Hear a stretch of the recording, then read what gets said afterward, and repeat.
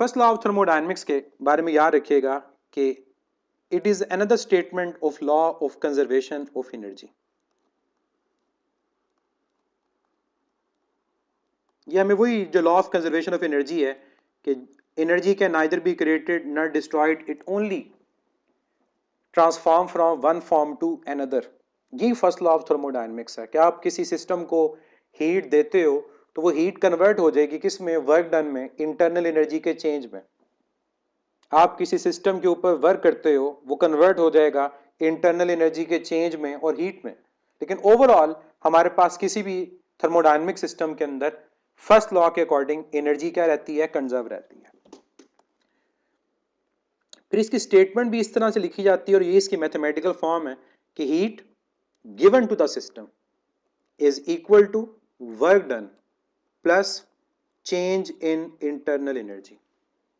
और फिर इसी इक्वेशन को आप इंटरनल एनर्जी के चेंज की फॉर्म में लिखना चाहो तो क्या लिखोगे कि इंटरनल एनर्जी का चेंज हीट और वर्क के डिफरेंस के इक्वल आता है। लेकिन ज़रूरी क्या है, ज़रूरी ये है कि जब आप इनको अप्लाई करोगे तो आप इनके साथ साइंस को लिखना नहीं भूलोगे।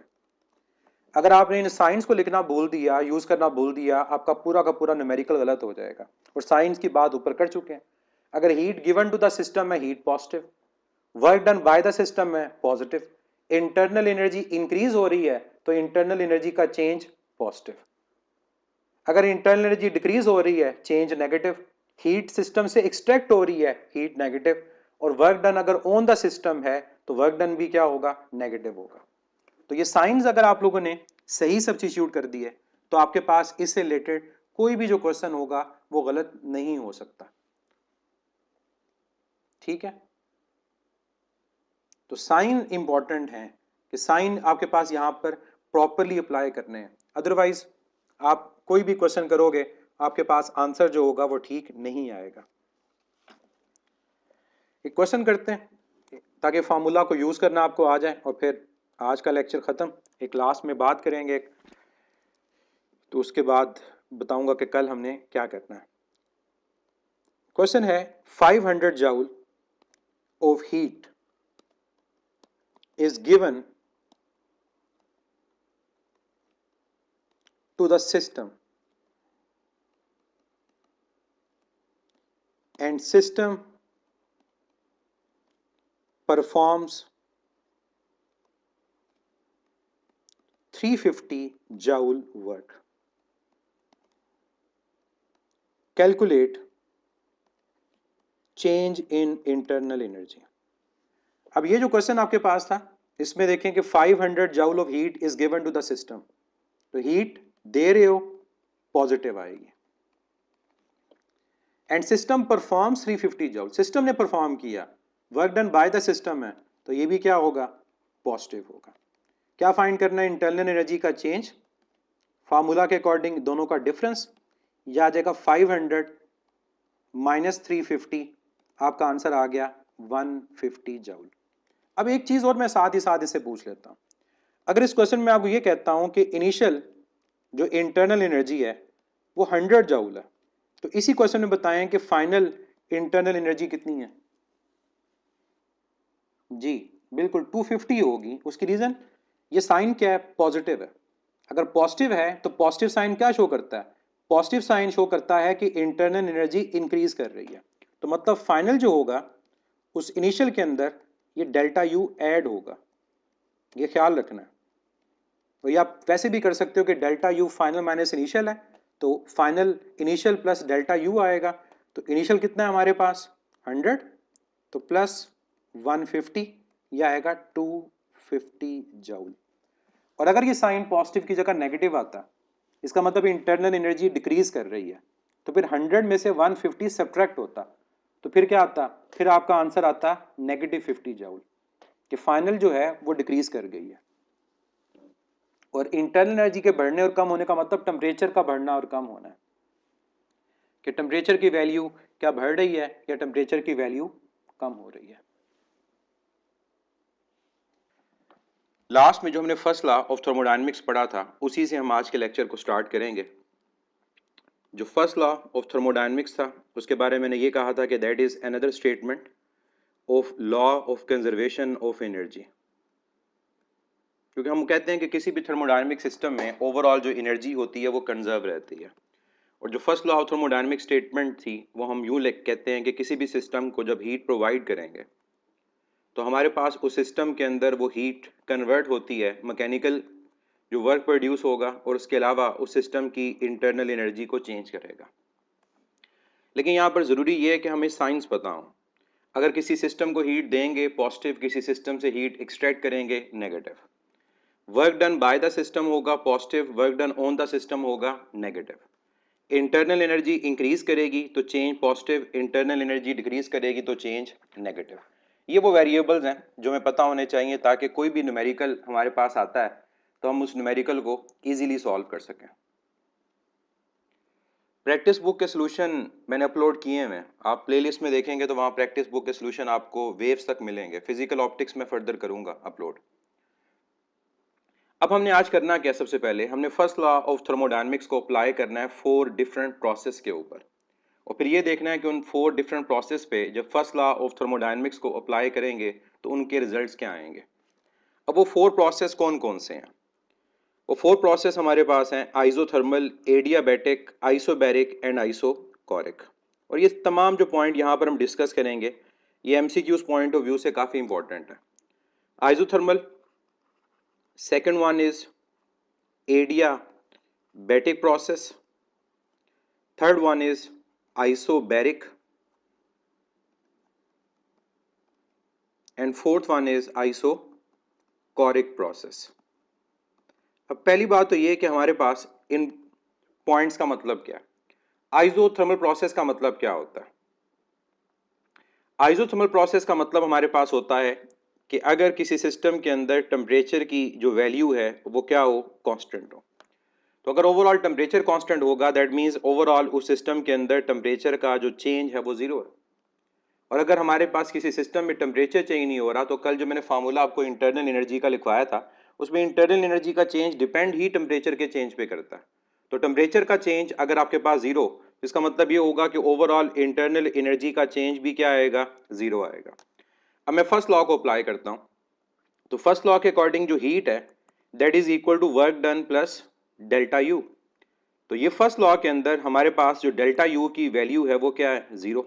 तो डेल्टा यू अगर जीरो तो फर्स्ट लॉ आइसोथर्मल के केस में क्या बन जाएगा कि heat is equal to work done. तो अगर हमसे पूछा जाए कि वो कौन सा प्रोसेस है जहां सारी की सारी हीट वर्क डन में कन्वर्ट हो जाती है या सारा वर्क डन हीट में कन्वर्ट हो जाता है, तो पहली बात तो ये आइडियल केस है क्योंकि कोई भी इंजन 100% एफिशिएंट नहीं होता।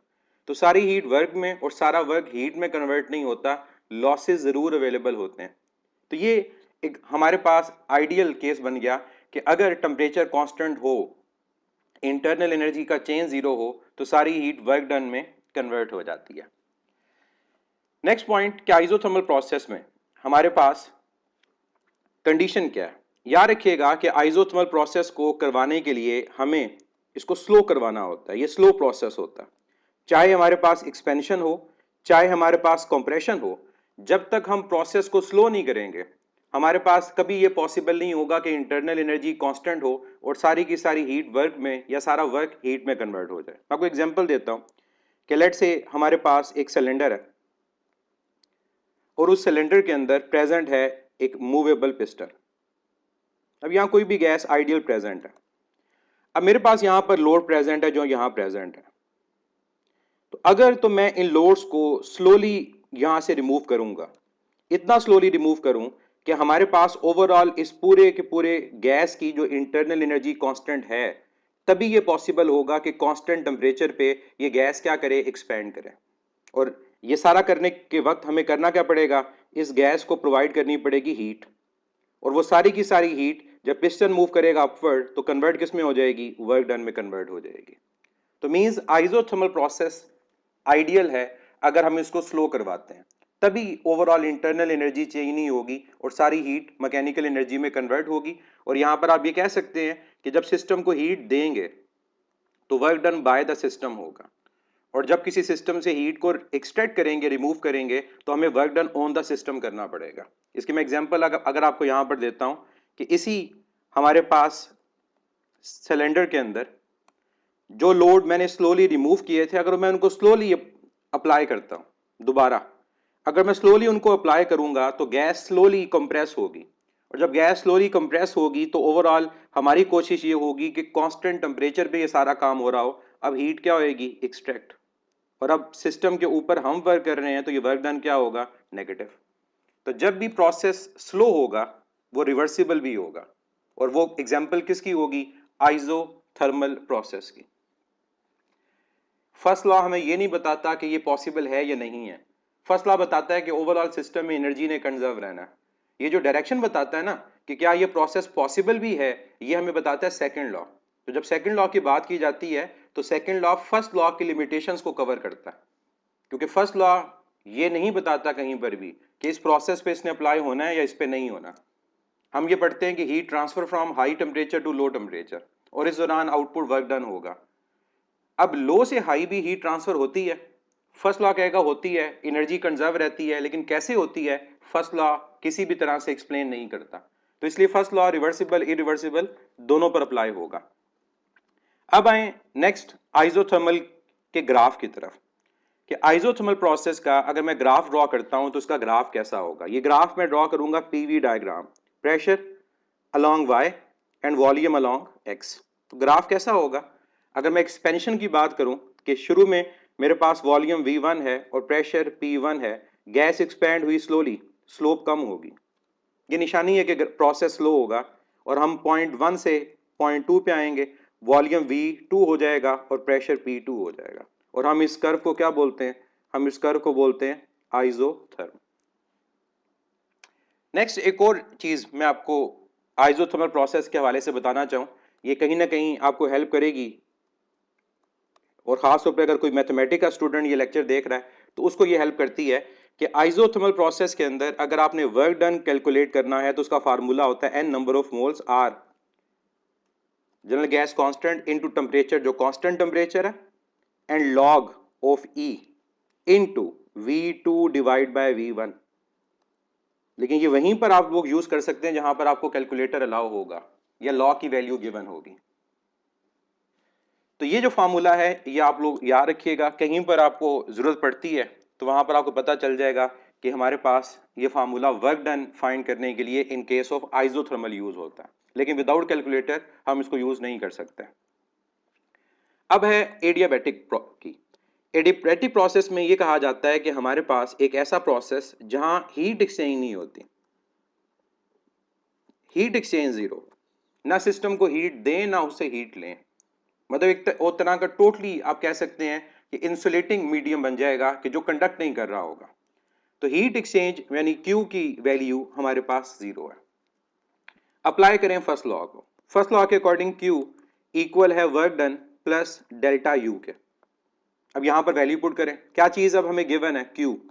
तो अगर हमारे पास यहाँ Q की वैल्यू जीरो है तो इसको सॉल्व करने से क्या रिजल्ट आएगा? यहाँ रिजल्ट आएगा 0 is equal to work done plus delta U। अब मजे की चीज है यहाँ पर कि आपको ये इक्वेशन दो फॉर्म में मिलने वाली है, और दोनों दो डिफरेंट चीजों को एक्सप्लेन करेगी, जो आपको फर्दर MCQ सॉल्व करने में हेल्प करेगा। अगर मैं डेल्टा U को लेफ्ट पे लेकर जाऊंगा तो वर्क डन पॉजिटिव होगा, डेल्टा U नेगेटिव होगा, और अगर मैं वर्क डन को लेफ्ट पे ले जाऊंगा तो वर्क डन नेगेटिव होगा, डेल्टा U पॉजिटिव होगा। अब ये दोनों इक्वेशंस जो हैं ये क्या एक्सप्लेन करती हैं? अब इनको रीड करना आना चाहिए ताकि हमें पता चल जाए ये प्रोसेस कौन सा है। लेफ्ट साइड पे जो इक्वेशन है वहां वर्क डन पॉजिटिव है और यहां साइन नेगेटिव है। इसका मतलब जब work done by the system होगा in adiabatic process, internal energy decrease करेगी, और इंटरनल एनर्जी डिक्रीज करने का मतलब है टेम्परेचर डिक्रीज करेगा। मैं रिपीट कर रहा हूं, जब work done by the system है means adiabatic expansion, delta U negative है मींस इंटरनल एनर्जी डिक्रीज करेगी। तो ये प्रोसेस कौन सा है? ये प्रोसेस हमारे पास है एडियाबैटिक एक्सपेंशन, और हमें यहां पर जो साइन है नेगेटिव डेल्टा U, ये क्या बताता है? ये बताता है कि इंटरनल एनर्जी डिक्रीज कर रही है, और इंटरनल एनर्जी डिक्रीज करने का मतलब होगा कि अगर क्वेश्चन आए कि एडियाबैटिक एक्सपेंशन में टेम्परेचर क्या होगा, तो आप कहोगे टेम्परेचर भी डिक्रीज करेगा। अब नेक्स्ट पे आ जाए, वर्क डन जब नेगेटिव है तो डेल्टा यू पॉजिटिव है। इसका मतलब क्या हुआ, जब work done on the system होगा, हम गैस को कंप्रेस करने की कोशिश करेंगे तो इंटरनल एनर्जी इंक्रीज करेगी, और जब गैस को कंप्रेस करने की कोशिश करेंगे तो ये कौन सा प्रोसेस हुआ, ये हुआ आपका एडियाबैटिक कंप्रेशन। और यही एमसीक्यूज होते हैं कि एडियाबैटिक कंप्रेशन में टेम्परेचर बढ़ेगा या कम होगा। तो हमें इस इक्वेशन से पता चल गया कि अगर हमारा जो डेल्टा यू है वो पॉजिटिव है, इसका मतलब इंटरनल एनर्जी इंक्रीज कर रही है, और अगर इंटरनल एनर्जी इंक्रीज कर रही है दैट मींस हमारे टेम्परेचर की वैल्यू इंक्रीज कर रही है। अब नेक्स्ट पॉइंट, Q कांस्टेंट नहीं होता, Q जीरो होता, हीट एक्सचेंज नहीं होती। अगर आप Q को कांस्टेंट कहोगे इसका मतलब है कि हमारे पास हीट है, प्रेजेंट है, तो Q को कांस्टेंट नहीं कहना, कहना है हीट एक्सचेंज नहीं होती। अब एडियाबैटिक प्रोसेस में अगर मैं ग्राफ ड्रॉ करता हूं, एक्सपेंशन का ही ड्रॉ करूंगा ताकि कंपैरिजन मिल जाए, तो ग्राफ कैसा होगा। एडियाबैटिक प्रोसेस जो होता है ये स्लो नहीं होता, ये फास्ट होता है। जैसे मैं अगर यहां पर इन एग्जांपल्स के अंदर मैं लोड के रिमूव करने की बात करता हूं, तो मैं लोड अगर सडनली रिमूव करूंगा तो लोड के सडनली रिमूव करने से सडन या फास्ट हमारे पास क्या होगी, एक्सपेंशन। सडनली अप्लाई करूंगा तो फास्ट होगी कंप्रेशन। तो यहां पर कंपैरिजन के अंदर अगर मैं स्लो और फास्ट की बात करूं, तो जब भी हमारे पास जो प्रोसेस होगा वो सडन होगा, फास्ट होगा, कहीं पर ब्लास्ट होता है, टायर ब्रश करता है, तो याद रखिएगा कि हमारे पास ये एडियाबैटिक एग्जांपल्स हैं। और ये प्रोसेस इरिवर्सिबल होते हैं, फास्ट जो होते हैं। एक्सप्लोजन होगा, आप उसको रिवर्स नहीं कर सकते, लेकिन फर्स्ट लॉ इसको एक्सप्लेन नहीं करता। फर्स्ट लॉ सिंपल कहेगा कि एनर्जी कंजर्व रहती है, लेकिन क्या प्रोसेस वापस हो सकता है खुद से, ये चीज एक्सप्लेन नहीं करता। तो एडियाबैटिक प्रोसेस सडन होता है, फास्ट होता है आइडियली जब हम ये बात करते हैं। और इसी वजह से जब आप इसके ग्राफ को आइडेंटिफाई करोगे तो बड़ा आसान है इसको आइडेंटिफाई करना। और कैसे आइडेंटिफाई करते हैं, स्लोप से। इसकी स्लोप अगर एक्सपेंशन की बात करें या कंप्रेशन की बात करें तो वो ज्यादा होती है एज कंपेयर टू आइसोथर्मल के। अगर ये स्टेट P1 है तो ये हमारे पास P2, और आप देख सकते हैं कि स्लोप यहां पर क्या है, ज्यादा है, और ये रिप्रेजेंट करता है फास्ट को। अब यहां भी मैं आपको फार्मूला लिखवाना चाहूंगा, लेकिन ये फार्मूला ऐसा नहीं है जो आप लोग नहीं पढ़ते। ये फार्मूला आप लोग जब मोलर स्पेसिफिक हीट का टॉपिक पढ़ते हैं तो ये फार्मूला वहां पर आप लोग पढ़ते हैं वर्क का। और ये एमसीक्यू आ सकता है कि अगर आपने एडियाबैटिक प्रोसेस में वर्क डन को कैलकुलेट करना है तो फार्मूला क्या होगा, इसका फार्मूला होगा N C V delta T. ये एडियाबैटिक प्रोसेस के वर्क डन को कैलकुलेट करने का फार्मूला होता है। और जब इसको फर्दर सॉल्व करते हैं इन टर्म्स ऑफ गैमा, तो ये फार्मूला चेंज होके बन जाता है N R delta T divide by 1 minus gamma. और मैं बार बार कहूंगा कि ये फार्मूला आपको एमसीक्यूज में आ सकता है क्योंकि हमारी बुक में ये मेंशन है। तो इससे रिलेटेड न्यूमेरिकल क्वेश्चंस की प्रैक्टिस हमने करनी है। एन गिवन होगा नंबर ऑफ मोल्स, टेम्परेचर का चेंज गिवन होगा, गैमा गैस की नेचर से पता चल जाएगा कि मोनो है, डाया है या पोली है। सॉल्व करेंगे, वर्क डन आपका कैलकुलेट हो जाता है। इन दोनों ग्राफ से मैं अगर इनकी इक्वेशन को लिखता हूं तो मुझे पता है कि आइसोथर्मल के अंदर पीवी कांस्टेंट होता है, और यहां जो v की पावर है 1 है, और यहां पर PV raise to power gamma constant होता है।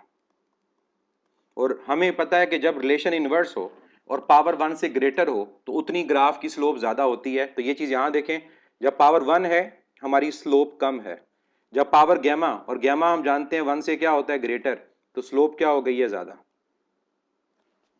तो अगर आप कंपेयर करते हो मोनो, डाया और पॉली, तीनों की गैमा की वैल्यू डिफरेंट है, तो गैमा की वैल्यू डिफरेंट होगी तो तीनों का ग्राफ जब ड्रॉ करेंगे तो तीनों की स्लोप भी डिफरेंट होगी। जिसकी गैमा की वैल्यू ज्यादा होगी उसकी स्लोप सबसे ज्यादा होगी। तो अगर आपको क्वेश्चन आए कि एडियाबैटिक प्रोसेस में मोनो, डाया और पॉली को आइडेंटिफाई करें, तो आप इजीली आइडेंटिफाई कर सकते हैं उनकी स्लोप से। स्लोप ज्यादा मींस गैमा की वैल्यू भी ज्यादा है। ये पॉइंट क्लियर है स्लोप वाला।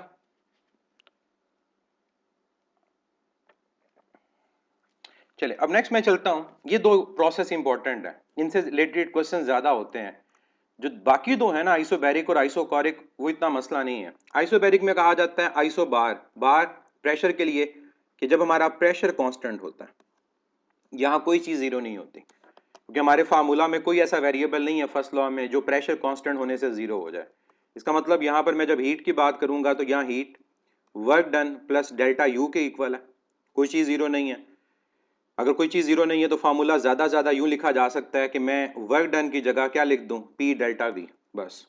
तो यहाँ जगह Q is equal to P delta V, constant pressure को रिप्रेजेंट कर दिया, तो ये फर्स्ट लॉ की फॉर्म बन जाएगी। और यहाँ पर ये क्यू पी मैं लिखूंगा इसको, ये क्यू पी के इक्वल है।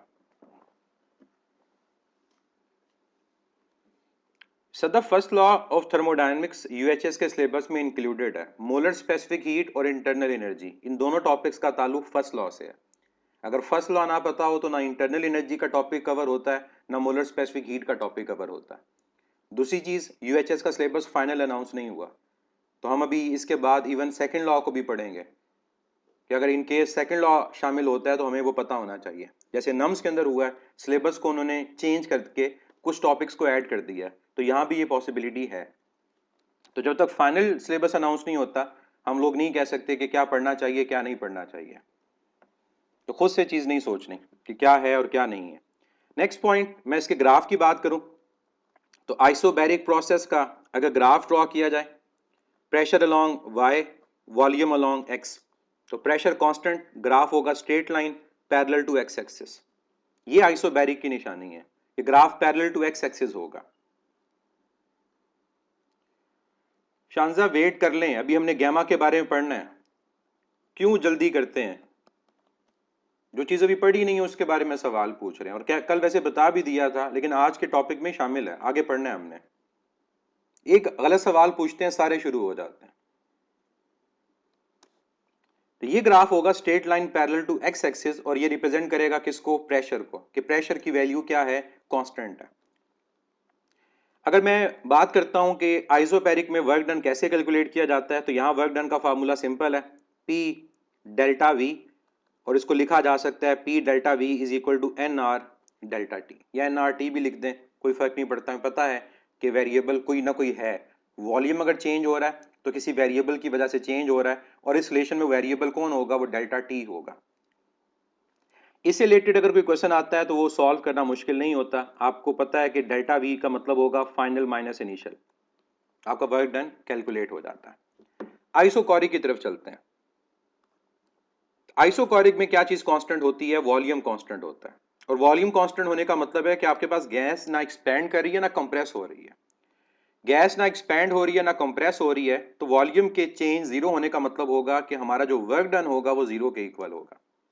तो अगर मैं अप्लाई करता हूं फर्स्ट लॉ ऑफ थर्मोडायनेमिक्स को, तो Q हमारे पास इक्वल किसके है, वर्क पर प्लस डेल्टा यू के। तो इस इक्वेशन में अब क्या चीज जीरो है, वर्क डन। और अगर वर्क डन हमारे पास यहां पर जीरो होगा तो यहां पर Q इक्वल आ जाएगा डेल्टा यू के। अब यहां भी साइंस की वही गेम है कि साइन अगर Q पॉजिटिव हीट दोगे इंटरनल एनर्जी इंक्रीज करेगी, और Q नेगेटिव अगर हीट निकाल रही होगे इंटरनल एनर्जी डिक्रीज कर रही होगी, टेम्परेचर की वैल्यू भी डिक्रीज कर रही होगी। वर्क डन यहां मुझे लिखने की जरूरत नहीं है क्योंकि मैं ऊपर बता चुका हूं कि वर्क डन अगर pressure into change in volume के इक्वल है तो चेंज इन वॉल्यूम जीरो, तो यहां वर्क डन की वैल्यू जीरो। तो चारों प्रोसेस के अंदर आपको वर्क के फार्मूलाज भी पता होने चाहिए कि हम किस तरह से हर एक में वर्क को कैलकुलेट कर सकते हैं।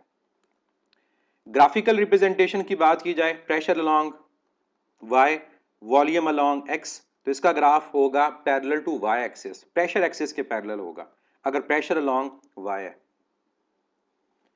अब ये हो गए चारों प्रोसेस कि हमारे पास आइसोथर्मल, एडियाबैटिक, आइसोबैरिक और आइसोकोरिक का कंपैरिजन क्या है।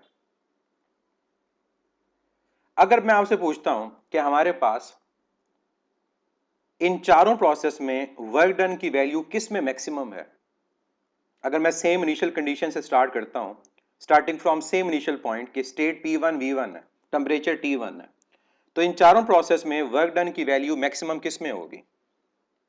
अभी तक जितने आंसर मिल रहे हैं उसमें से अभिया का आंसर करेक्ट है,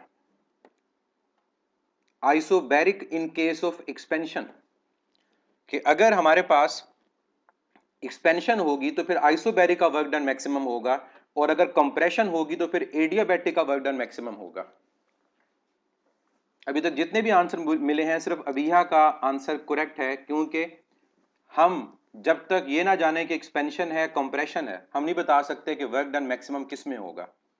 In case of expansion, work done is maximum in isobaric, and in case of compression, work done is maximum in adiabatic. देखें कैसे।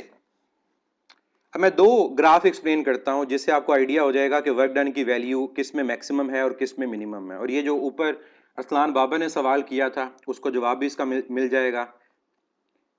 एक्सपेंशन और कंप्रेशन, कंपेयर चीजें तभी होती हैं जब उनको सेम पॉइंट से कंपेयर किया जाए। आप डिफरेंट चीजों को कंपेयर नहीं करते, करना ही गलत है। आप ये कभी नहीं कहेंगे कि हमारे पास मैट्रिक के स्टूडेंट जो हैं उनके कॉन्सेप्ट वीक होते हैं as compare to FSC student. ये गलत है, टोटली कोई कंपैरिजन ही नहीं बनता। तो जब भी आपसे ये सवाल पूछा जाएगा ना एक्सपेंशन और कंप्रेशन का, कंडीशन होगी starting from same initial point. अब इसको मैं ग्राफिकली अगर कहूं, मेरा इनिशियल पॉइंट है P1 और यहां पर मेरा वॉल्यूम है V1। अब मैं ग्राफ को ड्रॉ करता हूं। पहले मुझे आप लोगों ने बताना ये सारे ग्राफ जो मैं ड्रॉ करूंगा ये किसको रिप्रेजेंट करेंगे। ये ग्राफ मेरे पास है A, जो मैं ब्लू से रिप्रेजेंट कर रहा हूं। दूसरा ग्राफ मेरे पास है B, इसको मैं पिंक से रिप्रेजेंट कर रहा हूं। थर्ड मेरे पास जो ग्राफ है वो है C, मैं ग्रीन से रिप्रेजेंट कर रहा हूं। और जो फोर्थ मेरे पास ग्राफ है दैट इज D, और इसको मैं रिप्रेजेंट कर रहा हूं किससे, वाइट से। इन चारों ग्राफ के बारे में बताएं, ये चारों graph A B C D कौन से प्रोसेस हैं, ए कौन सा है, बी कौन सा है, सी कौन सा है, डी कौन सा है। सिमिलरली जब मैं कंप्रेशन की बात करूंगा मुझे दोबारा ये काम करना पड़ेगा कि मुझे सेम इनिशियल पॉइंट लेना पड़ेगा और उस पॉइंट से मुझे वापस जाना पड़ेगा कंप्रेशन। अब मैं पॉइंट यहां पर इसको लूंगा कि मेरा ये जो पॉइंट है ये मेरा पॉइंट है P1 और यहां वॉल्यूम है V1। अब मेरा पहला ग्राफ वही ब्लू से A, दूसरा ग्राफ मेरा पिंक से B, तीसरा ग्राफ मेरा ग्रीन से C, और चौथा ग्राफ मेरा वाइट से और वो है D। जी, A आइसोबैरिक है, B आइसोथर्मल है, C एडियाबैटिक है और D आइसोकोरिक है। बिल्कुल ग्राफ की शेप हमें बता रही है कि A कांस्टेंट प्रेशर के ऊपर है आइसोबैरिक, B और C किसकी स्लोप ज्यादा है, C की, तो C एडियाबैटिक है, B आइसोथर्मल है और D की स्लोप क्या है, ये बताएगा D की स्लोप क्या है। दोनों ग्राफ में D की स्लोप क्या है, ये तो बिल्कुल आप लोगों ने आंसर दे दिया सही कि हमारे पास जो A है, B है, C है, D है। A आइसोथर्मल है, सॉरी आइसोबैरिक, कांस्टेंट प्रेशर। जो B है स्लोप कम, वो आइसोथर्मल है। C स्लोप ज्यादा है as compare to isothermal, adiabatic है। जी स्लोप इनफाइनाइट है। अतीक का आंसर करेक्ट है, अनीस का, सिद्धू का आंसर करेक्ट है। स्लोप जीरो नहीं इनफाइनाइट है। 90 डिग्री पर tan की वैल्यू इन्फिनिटी होती है और स्लोप 10 है।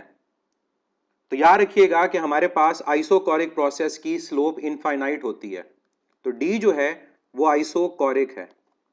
मैं अगर इनकी स्लोप के बारे में बात करूं तो हमारे पास जो आइसोबैरिक होती है उसकी स्लोप जीरो होती है क्योंकि एंगल जीरो है parallel to X axis. Isothermal की जो स्लोप है और एडियाबैटिक की, इनकी कंपेयर अगर करें तो आइसोथर्मल की स्लोप कम होती है as compare to adiabatic, adiabatic की ज्यादा होती है। और आइसोकोरिक की स्लोप हमेशा इनफाइनाइट होती है क्योंकि एंगल 90 डिग्री होता है। अब अगली बात मुझे बताएं कि पीवी ग्राफ में वर्क डन कैसे फाइंड होता है। अगर प्रेशर और वॉल्यूम का ग्राफ ड्रॉ करेंगे तो वर्क डन कैसे कैलकुलेट होगा, स्लोप से या एरिया से।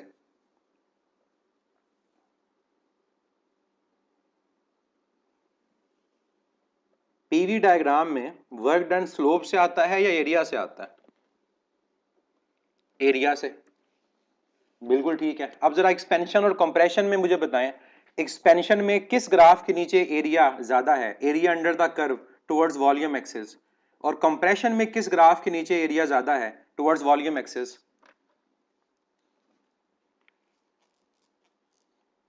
दोनों केसेस में बताएं कि किस केस में हमारे पास एरिया ज्यादा है।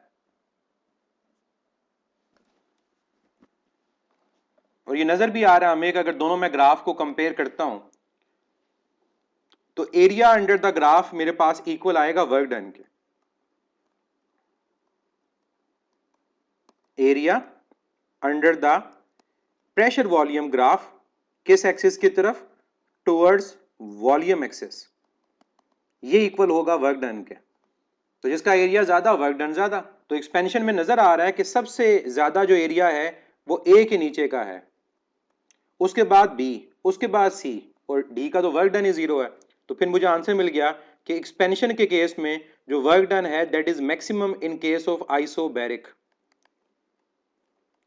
Then work done is in isothermal, और सबसे कम जो वर्क डन होगा फ्रॉम सेम इनिशियल पॉइंट वो एडियाबैटिक में होगा। लेकिन कंप्रेशन की जब बात करेंगे ये आंसर आपका रिवर्स हो जाएगा। कंप्रेशन में सबसे ज्यादा जो वर्क डन है वो सी के नीचे है, और सी कौन है, एडियाबैटिक। अब मेरा आंसर होगा work done is maximum in adiabatic, उसके बाद आइसोथर्मल के नीचे एरिया, तो work done is maximum then in isothermal, और फिर मेरे पास कौन आएगा, आइसोबैरिक आएगा। तो कभी ये नहीं कहना कि work done is maximum in case of isobaric, ये कहना है work done is maximum in isobaric for expansion case and work done is maximum in adiabatic for compression case. तो उम्मीद है ये पॉइंट अब आपको क्लियर हो गया होगा कि जब हमसे वर्क डन का सवाल पूछेगा तो वो साथ एग्जामिनर ऐसा नहीं करेगा कि अधूरा सवाल पूछ ले आपसे, बस क्या वर्क डन कहाँ मैक्सिमम है, वो साथ ग्राफ देगा या कंडीशन देगा, और उससे हम देख के बताएंगे कि वर्क डन की वैल्यू मैक्सिमम कहाँ है, मिनिमम कहाँ है, और एक्सपेंशन में और कंप्रेशन में जो आंसर होगा वो डिफरेंट होगा।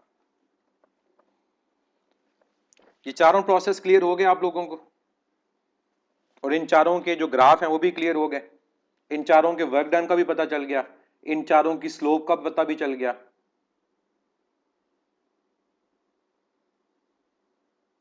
अगर मैं आपसे पूछूं कि आइसोथर्मल और एडियाबैटिक की स्लोप पॉजिटिव है नेगेटिव है, क्या आंसर दोगे? आइसोथर्मल प्रोसेस और एडियाबैटिक प्रोसेस, चाहे वो एक्सपेंशन है या कंप्रेशन है, क्या स्लोप पॉजिटिव है नेगेटिव है? जी, सबका आंसर ठीक है, स्लोप नेगेटिव है। क्योंकि अगर हम ग्राफ को देखें, जो ग्राफ में अगर मैं टेंजेंट को ड्रॉ करता हूं यहां पर या यहां पर या यहां पर या यहां पर, मेरा एंगल 90 डिग्री से ग्रेटर है। तो अगर एंगल 90 डिग्री से ग्रेटर है इसका मतलब क्या होगा, इसका मतलब होगा स्लोप नेगेटिव है। तो याद रखिएगा एडियाबैटिक कंप्रेशन एक्सपेंशन या आइसोथर्मल एक्सपेंशन कंप्रेशन, हमारी स्लोप जो होती है वो नेगेटिव होती है। चलें अब मैं नेक्स्ट टॉपिक की तरफ चलता हूं। नेक्स्ट टॉपिक मेरा इसी से रिलेटेड, जो मैंने पढ़ा इसी को यूटिलाइज मैंने करना है। इसके जो रिजल्ट्स हैं, कि अगर मैं यहाँ पर रिजल्ट्स की बात करूं तो मेरे पास जो रिजल्ट है, जो क्यूपी है वो इक्वल है P delta we plus delta you, और जो मेरे पास यहाँ पर क्यू वी है, ये कांस्टेंट वॉल्यूम पे हीट है, वो सिर्फ किसके इक्वल है, वो डेल्टा यू के इक्वल है। ये चीज़ें यूज होती हैं आगे फर्दर मोलर स्पेसिफिक हीट के टॉपिक में।